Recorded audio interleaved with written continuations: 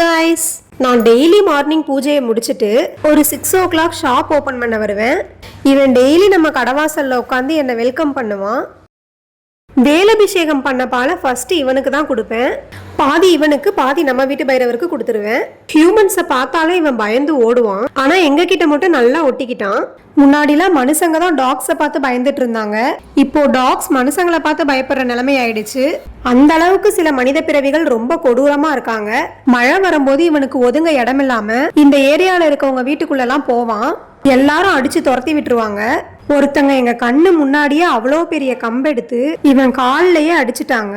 வலி தாங்க முடியாம ஒரு காலை தரையிலேயே வைக்க முடியாம கத்திக்கிட்டே ஓடி வந்தான். நாங்க காலை புடிச்சு விட்டு பிஸ்கெட் கொடுத்து சமாதானப்படுத்தி தூங்க வச்சோம். இன்னும் சில பேர் அதை விட மோசமா பிஹேவ் பண்ணாங்க. நம்ம கடவாசல்ல படுத்திருந்தான்.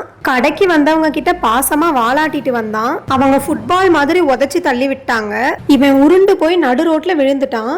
ஏன் இப்படி பண்றீங்கன்னு கேட்டா எனக்கு டாக்ஸ் பிடிக்காதுன்னு சொல்றாங்க. பிடிக்கலைன்னா ஓரமா ஒதுங்கி போயிருக்கலாம். நீங்க அரவணைக்கலைனாலும் பரவாயில்ல, அதுக்கும் நம்மள மாதிரி வலி பசி எல்லாமே இருக்குன்றத புரிஞ்சுட்டு துன்புறுத்தாம இருந்தாலே போதும். ஓகே, சார் இப்போ பூஸ்ட் குடிச்சிட்டு இருக்காரு. எங்க மம்மி எனக்கு கொடுத்தாங்க. அதை நானும் இவனும் பாதி பாதி ஷேர் பண்ணிக்கிட்டோம். ஃபுட்ல மிக்ஸ் பண்ணி கொடுத்தா ஃபுட்டும் சேர்த்து சாப்பிட்டுருவான். ஒரு நாள் இவன் காணாம போயிட்டான். முருகா எப்படியாவது அவனை என் கண்ணுல காமிச்சிடுப்பான்னு வேண்டிக்கிட்டேன். 1 மணி நேரத்துல அவன் எங்களை தேடி ஓடி வந்துட்டான். அதனால இவனுக்கு வேலுன்னு பேர் வச்சுட்டேன். சாப்பிட்டு முடிச்சுட்டு குளிர் தாங்க முடியாம படுத்து கிடந்தான். சோ ஒரு கவர் போட்டு அவனை படுக்க வச்சாச்சு.